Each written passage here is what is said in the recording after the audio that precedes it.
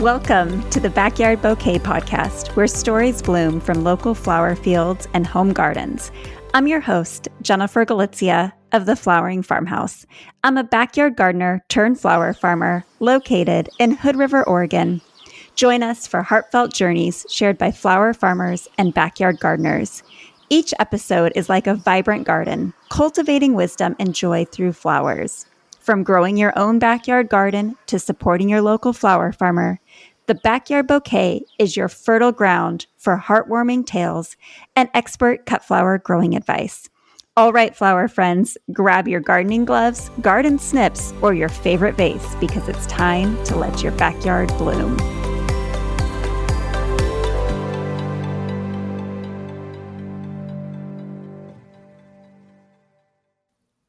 Hi, flower friends. Today we have the pleasure of chatting with Lori Bochner from Bochner Farms, a picturesque flower haven nestled in rural, central Iowa countryside. Lori's journey into the world of flower farming was an unexpected adventure, born out of a love for cultivating beauty in her suburban surroundings.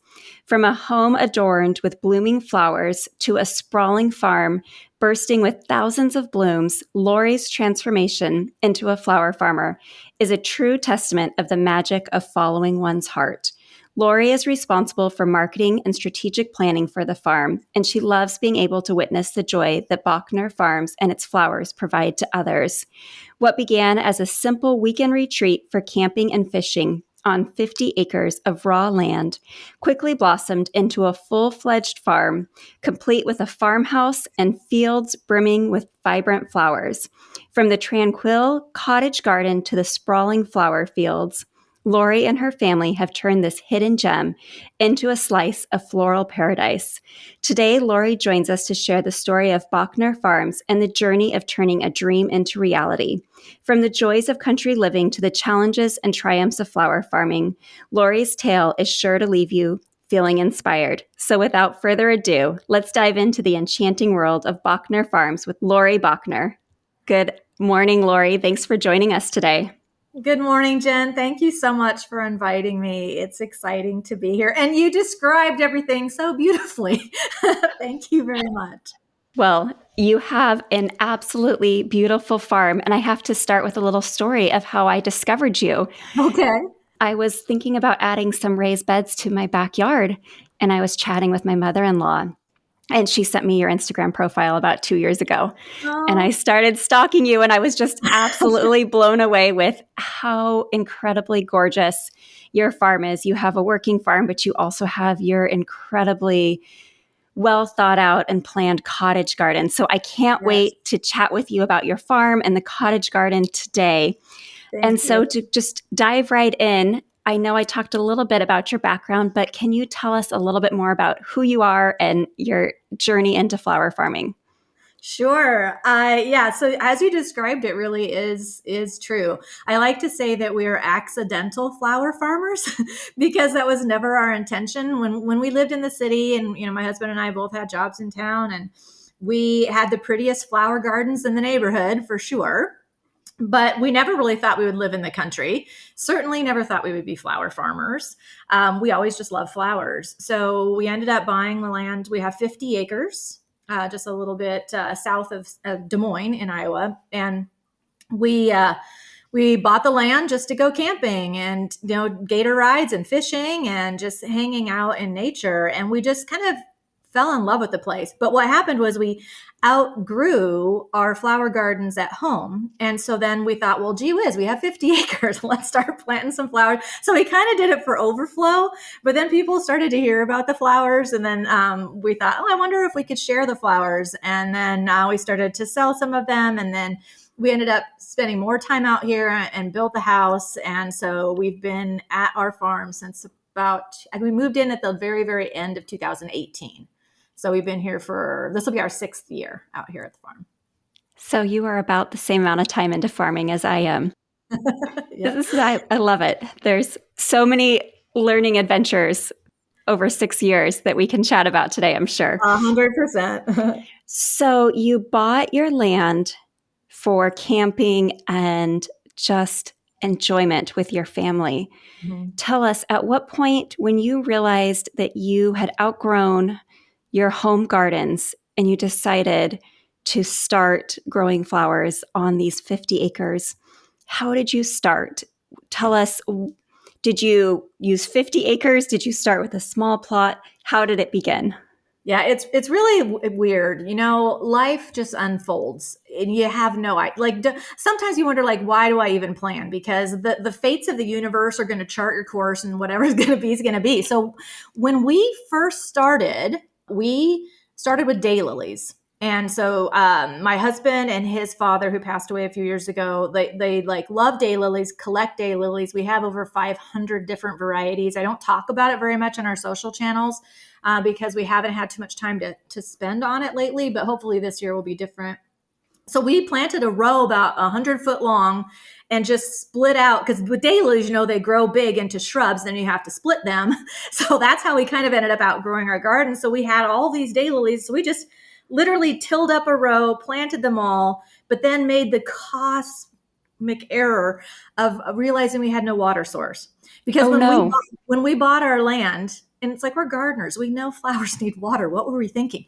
But the land had no infrastructure, no buildings, no electricity, no water, no nothing. And so here we had 100 foot of daylilies and no way to water them. So we do have a pond on our property. So we ended up having to get a big old water tank and pump it out of the pond and drive it all the way up this big hill to the daylily field to water the daylilies. And so then we're like, okay, this isn't working. And then we started to plant another row of daylilies and another row of daylilies. And then we started planting the cut flowers. And this is like maybe a 2 to 3 acre area of our farm. And so we ended up putting in a well, and then we actually started growing full cut flowers. So we're like, if we're going to invest in this, then we probably need to actually start to sell some stuff. And so then my husband, he ended up driving down to take care of the flowers several times a week. And we did some farmers markets this would have been in 2018. And I say, like, we did 2 farmers markets, not 2 separate markets. I'm talking 2 days of farmers market. Like, that's really all we sold in 18. And it just became difficult to try to care for the flowers and not live there. And so that's when we decided to build. And so now we've moved most of the cut flower operations really close to our farmhouse, because we do have water, city water from the road that comes in here. We have electricity up here. So it's just a lot better, because the daylily field is a good hike away. You have to take a gator ride and go back there and up a couple hills. So it's kind of a hassle to get back there. So we don't go there as much, even though we live here. But we spend most of our time on our farmhouse section, which is about 5 acres, I would say. And our land is kind of weird because it's broken up into different parcels. So it's like multiple big hills, and then you go down the hill on a little trail that you're driving on the gator or whatever, and then it go up a hill to another section. There's like 5 separate areas of the farm.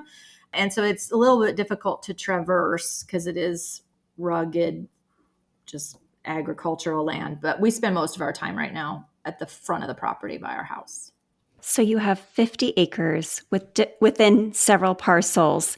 And it sounds like with the rugged terrain, of those 50 acres, how many acres are you actually flower farming on?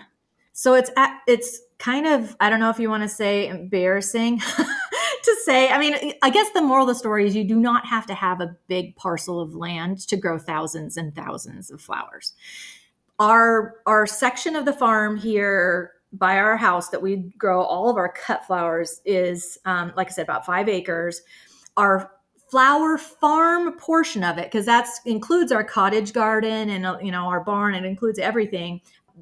The flower farm section is probably 40 feet by 150 feet. So I don't know what the math is on that, but that's like the entire flower farm. It consists of 4 pretty long rows and then 6 very short rows that are perpendicular to that. And then also our dahlia field. So I'm not counting our dahlia field. Our dahlia field is probably 150 foot. We have 13 150-foot rows on our dahlia field. which is behind our little cottage. But that's it. I mean, it's really, people come out and they're like, oh my gosh. I mean, it's spread out because we have the cottage garden, and then, and then we've got some other raised beds. We have a couple different show gardens. We have our cottage that we built, and we have a whole garden in front of that. And then the dahlia field, we're building a pavilion this year because we have this massive lawn right next to the cottage garden. So we're putting a pavilion up where we can host our dinners and things. So you can kind of walk through. I like to design the space so it seems like you're going into different rooms. Like in one room, you're in the flower field, and then you walk through a little path, and then you go to the cottage garden, and then you walk through that. You go through a trellis and across a little lane, and then you're in a very small lavender field and another, perennial garden. And then you walk through a flower tunnel, and then you end up by our cottage. So I just want people to be able to wander around and just explore the space. I love and that. Me too. I wander around and explore the space too. I build it for me, and then I just share it with others. I think that's one of the best things about flower farming is there's so many days in the summer that I just find myself wandering and looking at everything in amazement, thinking, wow, I grew all of this. And that's a pretty special feeling. I have a bazillion questions already swimming in my head from everything you just said. So I'm going to try and ask them because I know that our listeners are probably wondering some of them as well. First, lots of our listeners love dahlias. There's a total craze around dahlias. So you mentioned you have, I think you said 11 rows of 150. 150-foot rows. Yes. That's a lot of dahlias. So a couple questions for your dahlias. Yes. How far apart do you space those dahlias? 1 foot. 1 foot. So what is that? I'm trying to think. You have several thousand. It probably ends up being about 125-ish per row. So whatever 125 times 13 is, that's about what we've got. I don't know how much. I have to do the math real fast here. That. You said 125? 125 plants probably each row. So 13 rows times 125. So that would be just over 1,600. 1,600. Okay. I was saying like 15. Yeah. 1,800. Okay. Yeah. And we actually probably could plant more. That's just because that area of our farm is also the parking lot. So I can't expand the dahlia field any bigger than it is. Like the footprint has to stay the same. So that's about all we can fit in the field. But yeah. That's a lot of dahlias though. It's a full-time job just taking care of that many. What do you do with your dahlias? So are you talking, what do we do? How do we plant them, grow them, or how do we sell them, or what do you sell them? Do you grow them for tuber production? What do you do with them? We do grow them for tuber production. We also grow them for florist sales. We do bouquet subscriptions. We do flowers for some events. And then we have U-cuts at our farm too. And so we'll have several opportunities for people to come and take dahlias home. So I've always been curious about U-cuts. Because I don't have a U-cut, I've always been curious, do you ever have to worry about people cutting too deep or not cutting long enough? I imagine there's a lot of maintenance that goes along with a U-cut.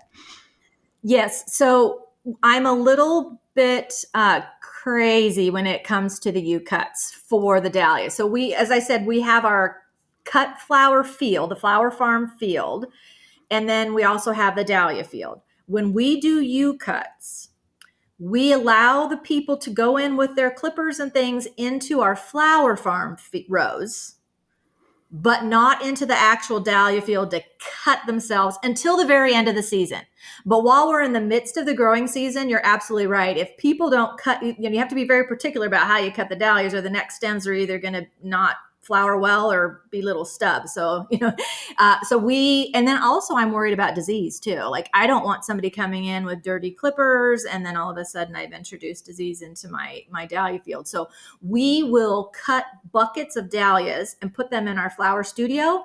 And then we'll send them out into the flower rows where if they're hacking on zinnias and the stems aren't the right length for how you should harvest them, I don't really care because they'll be fine.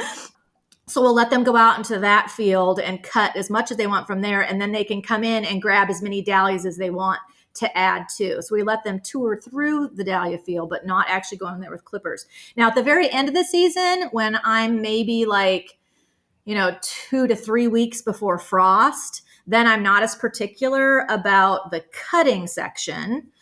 So we'll let them hack away and do what they feel like they want to do. But we do sterilize all their clippers. We either require that they use ours or that they go to a sterilizing station and sterilize their clippers so that we don't have disease. So we're a little bit particular about the dahlia field. I think with the state of the dahlia industry, you have to be a little bit particular. Yeah. I know that would just give me too much anxiety. And I'm not in a spot where with my zoning, I can do a U-cut, but I think I'm one of those that have too much anxiety to worry about other people cutting my flowers. So kudos to you. But I love that you have the dahlias pre-cut so they can add them. Yes. And you said it's at your floral studio. So you have a site or a stand on your site where people can purchase flowers? We do not have an open stand. When we built our house, we knew we were going to be flower farmers. And so what we did was we have our farmhouse and we have our garage, and then attached to the garage on the opposite side it's almost like a 4-car garage, but it's a concrete floor. It's a structure with heating and cooling, and we have it painted real cute in there. But that is our flower studio. So when people come for events or tours or even U-cuts, we'll have everything set up in the studio, and because it's air conditioned in there, and then we can talk about the farm. But then they can also set their vases in there. But it is actually a structure attached to our house. Gotcha. Thank you for that clarification. How often do you open your farm up to the public?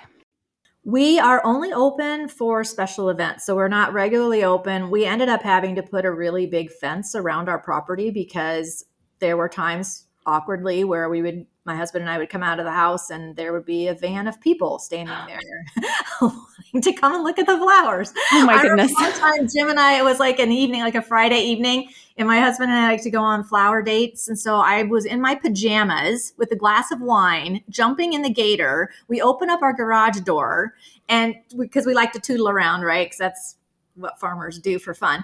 And and there were people out there. It was so embarrassing. I was sitting there in my pajamas. So we ended up putting a fence, and there's a gate, and it says not open to the public, just because it's just my husband and I here, and we can't handle having open hours. So we usually do, during the growing season, we usually do at least 1 to 2 events per weekend. Other than that, we're not open to the public.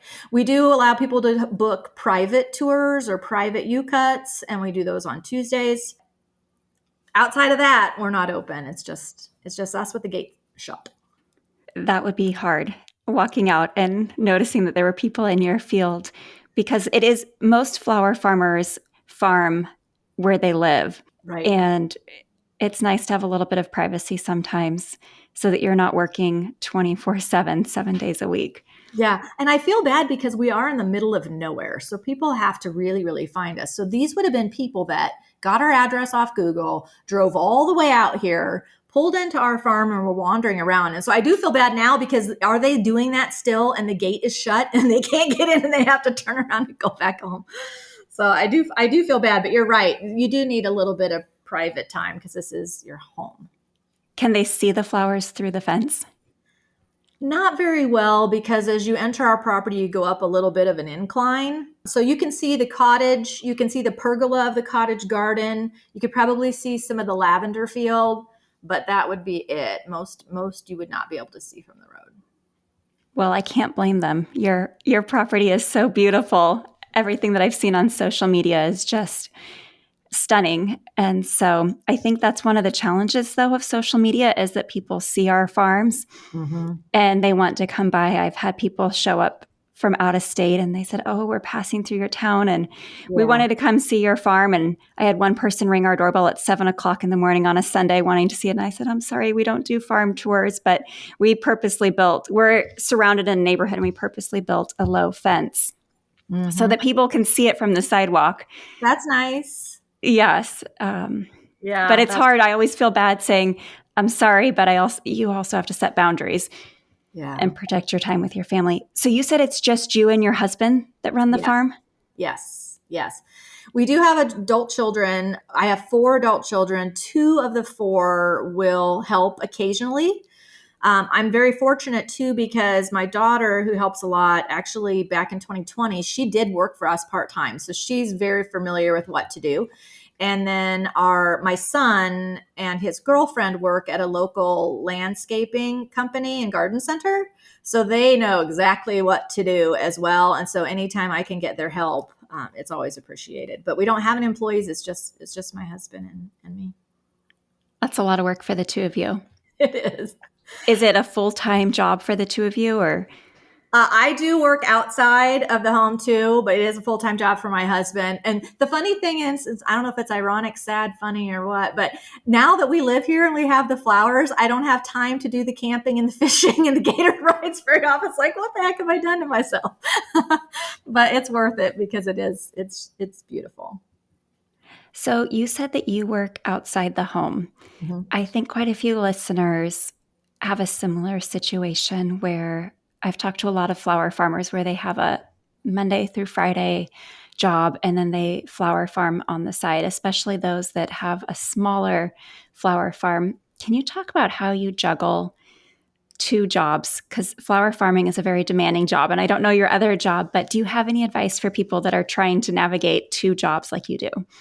Yeah, I don't talk about my job outside of the farm because that's a completely, like, if you would define Lori the farmer versus Lori the other human, I try to separate it totally. So it is, like I said, not something I talk too much about. But I will say, the best thing about just juggling 2 things is how you would juggle anything in life. You just don't let your flower farm become so big and time intensive that you can't also handle your other responsibilities. I mean, it could be a job, it could be young children at home, it could be other obligations just in life. I think the nice thing about flower farming is you can make it as big or as small as you want. You can be intentional about how much time you dedicate to it. And I dedicate, pretty much all my free time to it because I am completely and 100% obsessed with flowers and growing flowers and showing others how to grow flowers or inspiring people to grow flowers is definitely my purpose. So I dedicate maybe more time than I healthily should. But it really is just, make decisions. Like, we have made decisions not to do things because I can't get too burned out to where all of a sudden I don't like growing flowers anymore. So I keep it the right size for the amount of time I have to dedicate to it. I think that's great advice. I think it's really easy to burn out when you take on too much, especially by yourself, because like you said, a few rows can produce a ton of flowers. Absolutely. And I think people can get, you see these other farmers and they've got, rows and rows and rows and rows, and they're doing all these amazing things and they're selling this and doing that and selling this and doing that. And you think, because I even think this, like, man, I'm just like this little girl with like 4 rows of flower. Like, who am I to even call myself a flower farmer? But I think, that comparison game can be really dangerous. And then there's also that other side of it is every flower is beautiful. People ask me, what's your favorite flower? And it's like the same. I couldn't pick my favorite child. I want to grow them all, but you can't do that either. You can't grow all the things that you think are pretty because it will overwhelm you. So I try to be very diligent about which flowers I choose to grow as well, so that I don't get overwhelmed. I think that's a great point. Can you tell us what flowers do you choose to grow and how do you determine what to grow? I choose the flowers that are not fussy. If you are a fussy flower, I do not want to grow you. I might think you're beautiful, but I'm not going to grow you. And so that's probably been the biggest help for me, is if it is super easy to grow. And I did a reel on our social about my 5 favorite cut flowers to grow from seed. And I picked them because they're just workhorses. They bloom for a long time. They are easy. If it's hard to harvest, that's super annoying. Bachelor's buttons, love them in the field, hate to cut them. So I don't grow bachelor's buttons because of that. Or like this year, unfortunately, I don't have a covered growing space. So I'm only growing like 50 ranunculus and 50 anemone because I currently don't have the right environment to make it so that it would not stress me out. So since it would stress me out and take too much time, I'm not growing them this year, which makes me really sad because I really love a ranunculus and anemone. But I just choose to grow things that are easy to grow. There's plenty of beautiful flowers that are easy to grow and will give you buckets and buckets and buckets of blooms without buckets of stress. So that's how I choose. You just said that on your Instagram page, you had a reel with 5 flowers you like to grow from seed. Would you Yeah. mind sharing those 5 flowers with us here? Yes. So my 5 favorites to grow from seed are zinnias, because other than maybe some powdery mildew, which I have some tricks to get help and mitigate that risk, they're very easy to care for. Then I've got celosia. Celosia is amazing. You got all kinds of texture, shape, sizes, colors. They are not disease ridden at all. They attract beneficial insects. They bloom forever. Love them. Gomphrena. It's a little bit of a pain to harvest, but you get a gajillion flowers from a tiny little patch, and they're so cute and they dry well, and I love them. So Gomphrena would be one. Rudbeckia is another one. So let's see. And Rudbeckia is, again, the same, like easy to grow, not fussy, blooms forever. So Rudbeckia, zinnia, celosia, Gomphrena. Oh man, I can't remember the 5th one. I'm gonna have to go back and watch it. I can't remember the 5th one. What the heck was it? Maybe it'll come to you as we chat and we can come Yeah. back to it. While you're thinking, you mentioned you have some tricks for zinnias.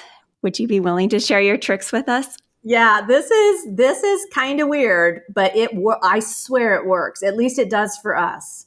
So I don't like spraying a lot of stuff in my field, right? So once the weather gets hot and the zinnias, we've pinched them and they're blooming, I mix milk and water in a big old spray, backpack spray pack or a pump spray pack. And I spray the leaves of the zinnias in the heat of the sun. Like you do it at 2:00 in the afternoon when it's hot and sunny. And we spray those leaves with that milk and water solution. I want to say it's like 20% milk, 25% milk, 75% water.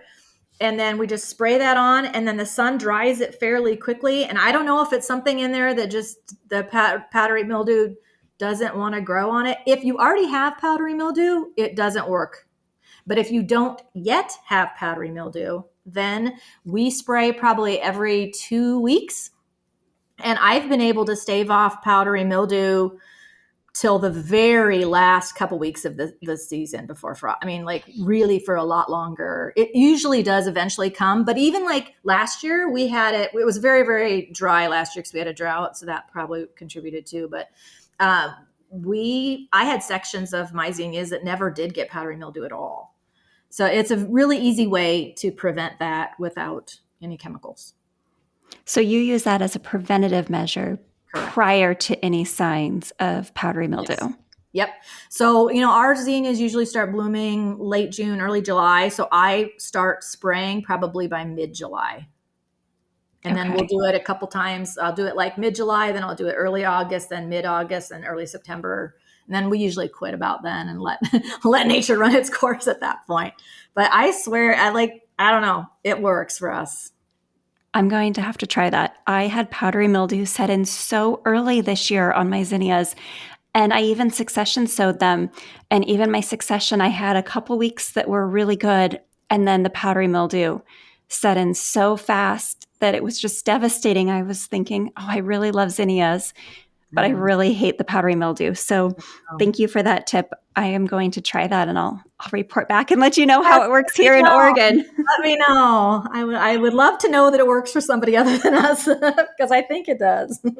I have heard about the milk before, and I've heard about using it on pumpkins, and I've never thought to use it on zinnias. So because my pumpkins always get powdery mildew also. Yeah, give it a try. So you have your cottage garden besides your rows. Do you also cut flowers from your cottage garden? I do not cut from the cottage garden. I will when you cut people come, I will let them cut a few things if they really want to. Usually there's so many flowers in the flower field, they don't need to. But I will say we grow the hyacinth bean vine I in our love cottage that. garden.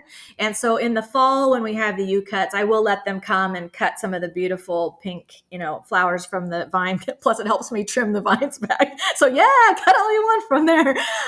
But yeah, so we do not cut, other than deadheading and just maintenance. We do not cut flowers from the cottage garden.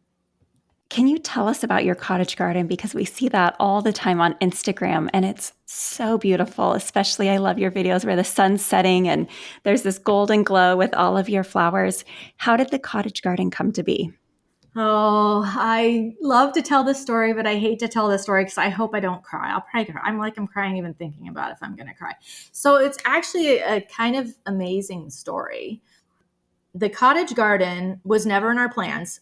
We actually, at the time before the cottage garden existed, we didn't really even do tours. Like our farm was just, we were out on the road with our flower trailer and doing markets and events. And we did not have people at the farm at all. And so it wasn't like, a flower farm's always pretty, but it wasn't designed to be an escape place.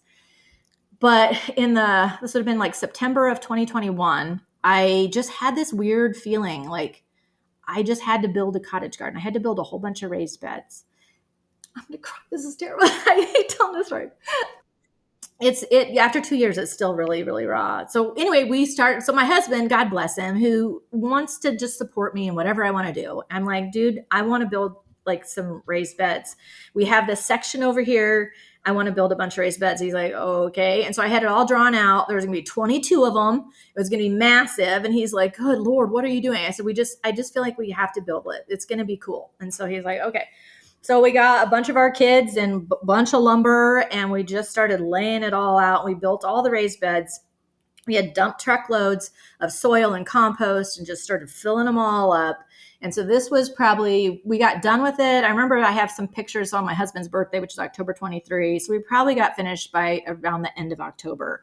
So everything was all built, laid out, and looked ready to go. And then on November 15 of 2021, our granddaughter passed away. And that didn't see that coming. That was out of the blue, heartbreaking, gut-wrenching. But the weird thing is that whole winter, I had this distraction of, how am I going to bring life into this cottage garden? It was my healing place. And so I spent the entire winter like Googling like crazy, like cottage garden styles. What is cottage garden color options, cottage garden flowers. And I ended up buying a whole bunch of different kinds of flowers I'd never grown before. And I was going to try to sow them from seed. And I spent hours over my maps figuring out, how I was going to lay it all out and design it. And so it really did save me and give me something that was, like that I could grow alive. And so, yeah, so I did that. And then in the spring, we planted everything. And I remember with my daughter, oh my gosh, hundreds of plants. It took us forever to plant that whole thing. But my goal was just to fill it with as much life and as much color, because our granddaughter just was a very colorful, amazing person. And so, yeah, so we planted it and then it grew. And then it got really pretty. And so I started taking videos of it. And the videos just went viral. Like people all over the world are saying, this is my favorite, most beautiful garden of all the internet. And so I'm like, I don't know. I just went out there and started planting like crazy. I don't know. It's weird, but it changed everything on our farm. That garden changed everything, because then it shifted to where, so then the growing season of 22, I didn't care as much about the flower farm. I only cared about the cottage garden because it was like my solace. It was my healing place. And so we didn't do much expansion on the flower farm. But at the end of that 22 season, people wanted to come and see the garden. They wanted to see this. I had Garden Gate magazine calling me. They wanted to come out and everybody was talking about this garden. I'm just like, I'm just this little girl in Iowa who didn't even plan to grow this. It's become something amazing. So yeah, so that then in 23, I'm a big introvert. So it was a little bit scary, but I thought, so many people want to come and see the garden. It's brought me so much joy and so much comfort. Can it also do that for other people? So we decided to open up the farm and actually do tours, do U-cuts. We had to shape up the place to make it like public ready. Because now, having a production flower farm looks a little different than having a flower farm that people want to tour for agritourism. So we made a whole bunch of changes this past season in 23.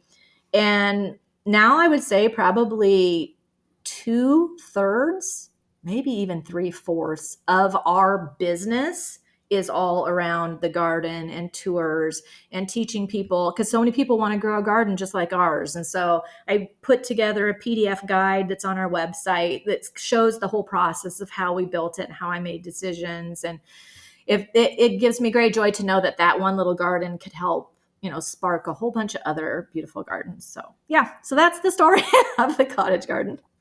Well, thank you for sharing. I want to acknowledge how sorry I am for the loss of your granddaughter.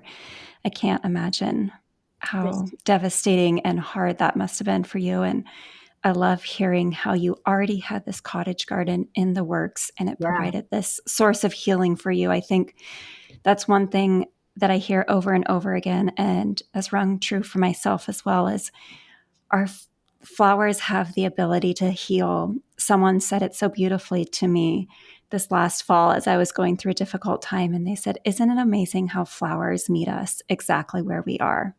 So true. So 100% true. Yeah. And there are so many people that have that same story that say, I'm living proof. So it's really cool. It is really cool.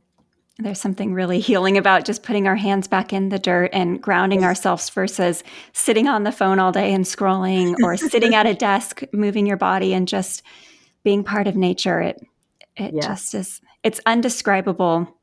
And I love that you have opened it up to share it with the world. I mean, anyone can go online, and we'll provide links to all of this in today's show notes so that people who aren't already following you can see your beautiful cottage garden. Yes. And I know that you have a huge heart besides opening up your cottage garden. I'm very curious to ask you, I was reading on your website, you have a project called Giving Color. Yes. Yes. Can you share about that with us, please? Yes. So Giving Color has been around since the very beginning of our farm.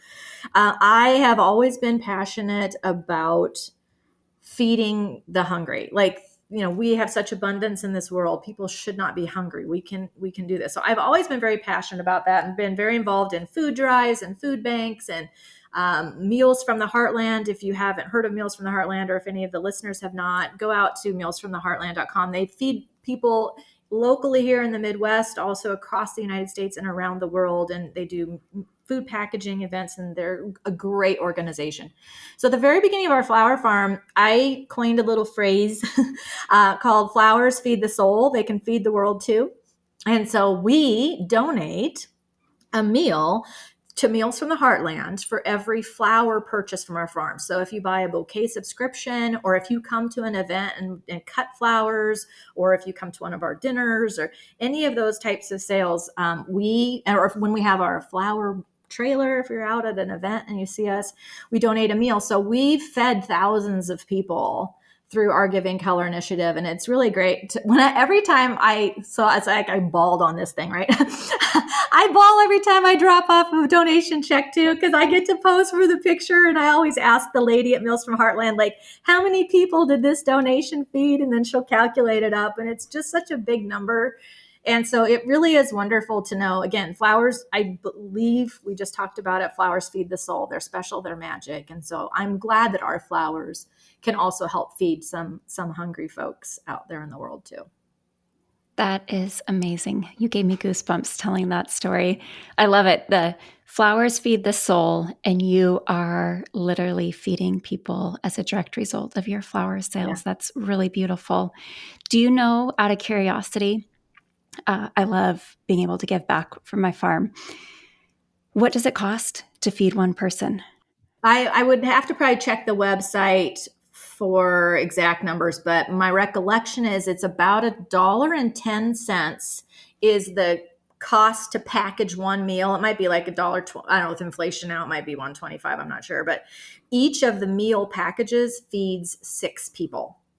So when you buy a subscription from us, or when you buy a cut flower field, and I like to say it when people come out to the farm and we're giving them their orientation, I'll count up how many people are here. And I said, every ticket of yours fed, provided a meal. So this many people times 6, this is how many people we fed just today by being here today. And I think people really resonate with that. But yeah, so it's about $1. I would say $1.25-ish for 6 people. Wow. Amazing that you can make such a huge impact doing that. Thank you. That's incredibly kind and amazing. For people that are listening today and thinking, oh, I love this idea that Lori gives back, how would you suggest that a farm find ways to give back to their community? I know not every community might not have a donation like that. I talked on a previous episode with Misha from Farmlux, and she makes donations to her local food bank. Can you think of any ways that farmers could contribute back to their local community? I think it's whatever you're passionate about. There are so many wonderful things that you can do to give back. I think just looking for those opportunities of things that just touch your heart, like, for example, we have a florist that we've sold some flowers to who's amazing. They're doing a Galentine's event, and they're raising money for an organization called Chrysalis, which is an organization here that helps young women and girls learn how to just, be empowered and take control of their lives, and gives them hope for the future. It's a great organization. And they're doing this Galentine's event. And so I reached out to the owner and I'm like, hey, how about we donate a sunset tour, and you can sell like little raffle tickets. People can buy donations for a raffle ticket, and then we'll give away a tour for 8 people this summer and maybe help you guys raise some more money for Chrysalis. And she's like, oh my gosh, that would be great. And so again, it's just finding those things, just, look around, and whatever touches your heart, just reach out, because every organization, every cause, they always need lots of help. So no matter what it is that you love, just be creative. Like I said, we're giving away a tour, which the tour's probably like a $300 value. I don't know. I'd have to do the math. We had a lot of math today on this episode. Yes, we do. My head's hurting. So it's $35 a ticket times 8 people. So whatever the math is on that, that's the value of the prize.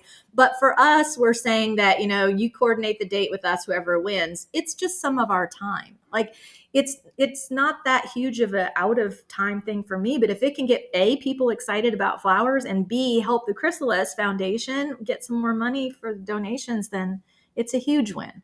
So I would say just look for the things that touch your heart and just reach out, because the organizations will love any and all support. I love that. And I like how you are giving a gift certificate for the summer, because right now we don't have flowers blooming. Right. So instead of saying, I don't have anything in bloom right now, you said, Right. well, I can give you this, and then they have something to look forward to. And it also benefits your business too, because you're getting your name out there, especially for newer farms. I have found it's a really great way to build your name in the community, is when you donate your flowers or your services or time, people learn who you are. I personally have found that people tend to buy based on us and not our flowers. As we find someone that we connect with, like, I found your account and I just instantly connected. Your garden was so beautiful, and there was something that just spoke to me. And I think we all have that opportunity to have that connection, and finding the people that we can connect with, and then donating our services or time. Totally. I love that. That was really beautiful. So thank you. Thank you. I want to go back to the very beginning out of curiosity. We started by talking about your daylilies that you planted. Yes.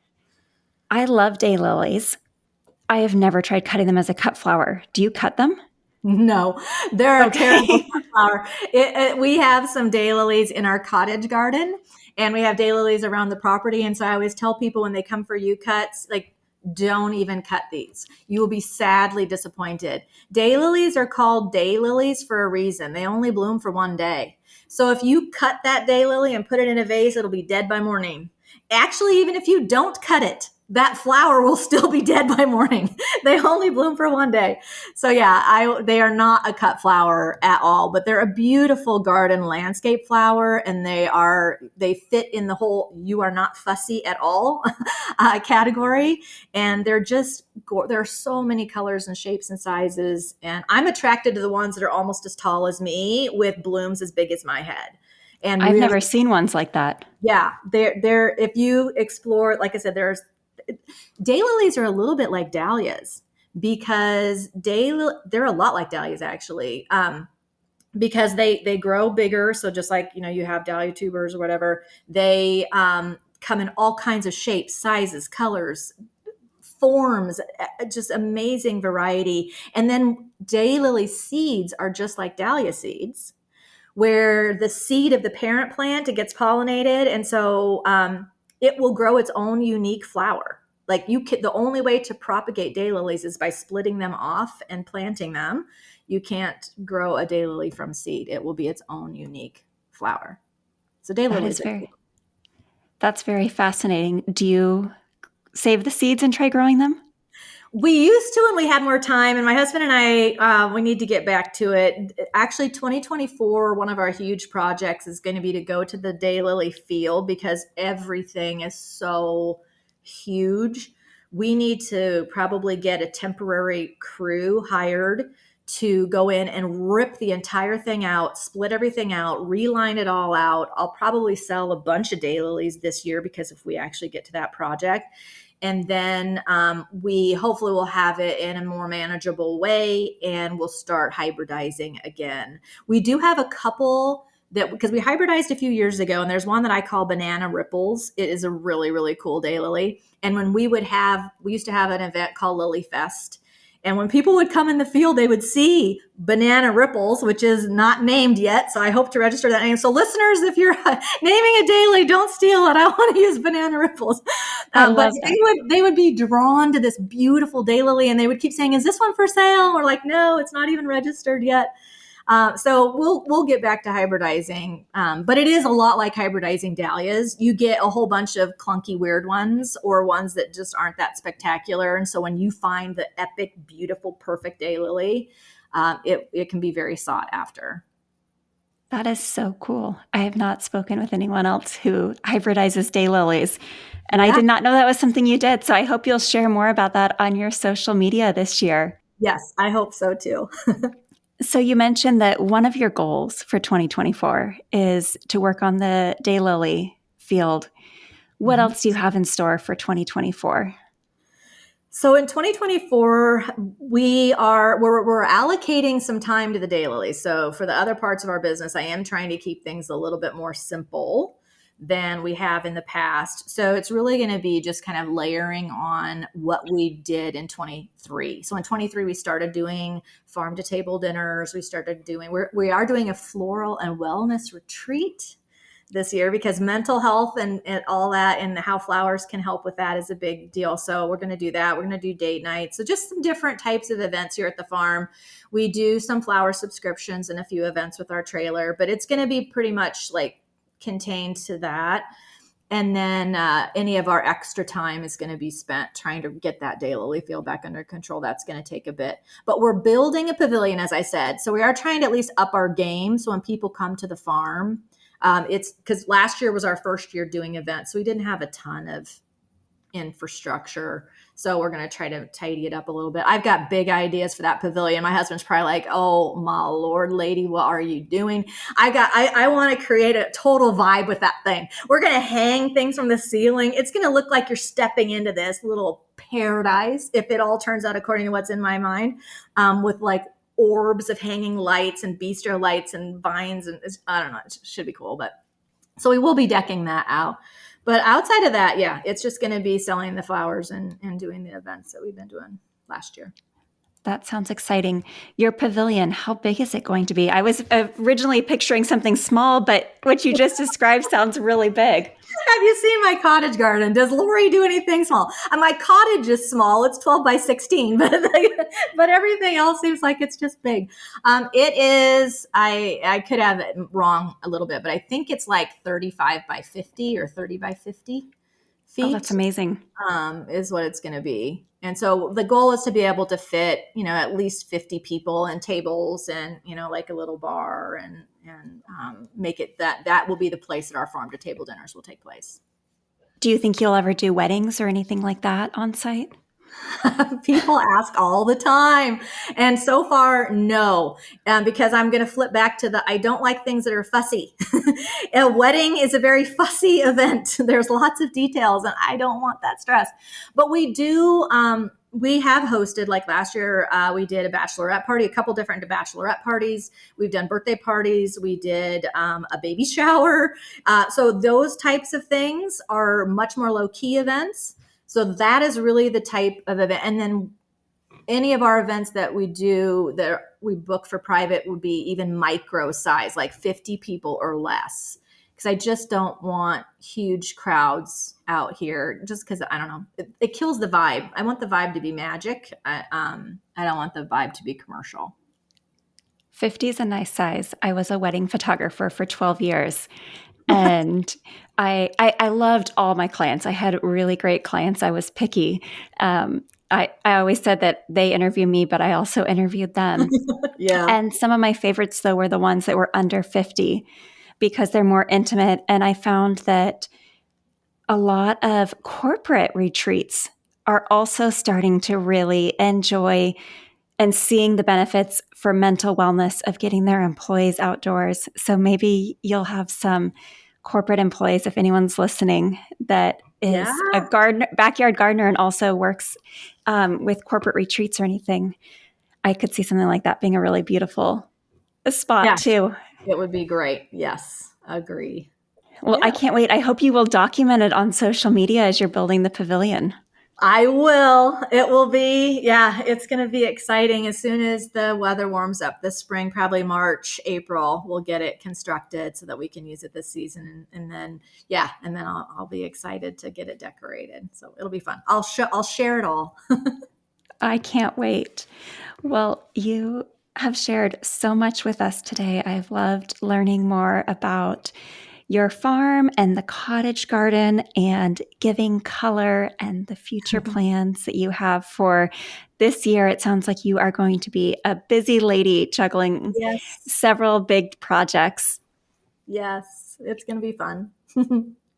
Well, it'll be a beautiful year because I know you're going to have lots of flowers. Before we wrap up today, is there any parting advice or anything you would like to leave our listeners with today? I think probably the biggest thing, and I said a little bit about this before, but just follow your heart. You do you.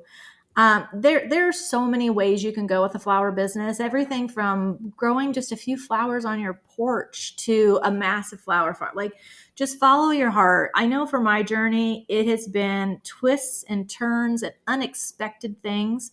So my word of the year, I don't do resolutions, but I do a word of the year. My word of the year this year is just grace. And so I would say to everyone, just give yourself some grace. Don't compare yourself to others. Follow your own heart, your own dream. Go as slow as you will need to go. Completely pivot if you need to pivot. Stop if you need to stop. Do whatever you need to do. Follow your heart. Flowers are supposed to make you happy. And so do what brings you joy. And that would be my biggest advice. And don't forget to screw up, because if you screw up, you learn a lot. My dad always told me you will learn more from a mess up than you will from a success. So don't be afraid to fail. Fail fast, fail proud. I like that. I've never heard that before. Fail fast, fail proud. Yes. It's part of the process of growing. Today I'm doing an Instagram live just today, actually, for my first time. I'm scared to death, but I'm like, fail fast, fail proud, just jump in. What's the worst that can happen? I don't know. It's a disaster. Big deal. So just don't be afraid to try. I love that. One of my mentors told me something very similar. And she said, do it messy, do it scared, do it anyway, just do it. Yes, I love that. I love that. Do it scared, because it is so true. It's so easy just to kind of back out, when it gets scary, but just do it scared. Fail fast, fail proud. You got this, girl or boy. Yes, our failures are our greatest learning opportunities. So, 100%. well, this has been so much fun, Lori. I know that most of our listeners probably already follow you on social media, but for those that are just meeting you for the first time today, can you please share with us how can people find you? We are on Instagram. That's probably the platform I'm most active on, and we're Bochner Farms. So you can find us. We are on Facebook as well. And then our website is bochnerfarms.com. And if you aren't local to us and you do want to see some inspiration, we do have a guide, like I said, on our website, how to build a cottage garden, that's got a bunch of information about how we built ours. So I encourage you to consider checking that out too.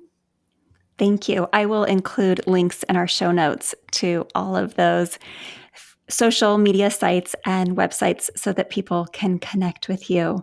Awesome. And I would love to have you back on maybe this fall after you have constructed your pavilion and had a season of events, and you could share with us how it's gone and any lessons learned and advice for those looking to add more to their gardens or farms. I would love to. And yes, I'm sure there'll be some great successes and some epic fails that I'll be able to share. And I'll still be here standing.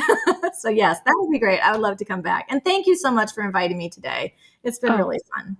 It's been a pleasure. Thank you so much. And I'll be cheering you on. And I can't wait to see the construction take place of your pavilion. And also, I'm so curious to watch your daylily process of maybe selling some of those off and hybridizing those. I always think it's so fascinating, whether it's dahlias or daylilies or bearded iris, whatever someone is breeding. It's always really fun to see new introductions to the floral world. So thank you so much. Yes, I promise I will share more on that this year. Fabulous. Well, happy gardening, my friend. We'll talk again soon. Thank you so much. Have a great day. You too. Thank you, flower friends, for joining us on another episode of The Backyard Bouquet. I hope you've enjoyed the inspiring stories and valuable gardening insights we've shared today. Whether you're cultivating your own backyard blooms or supporting your local flower farmer, you're contributing to the local flower movement, and we're so happy to have you growing with us.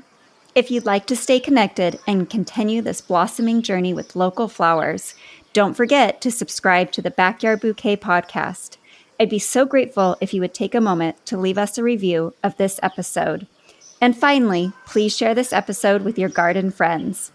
Until next time, keep growing, keep blooming, and remember that every bouquet starts right here in the backyard. This is Jennifer Galizia of the Backyard Bouquet, signing off to head back outside to tend to my garden.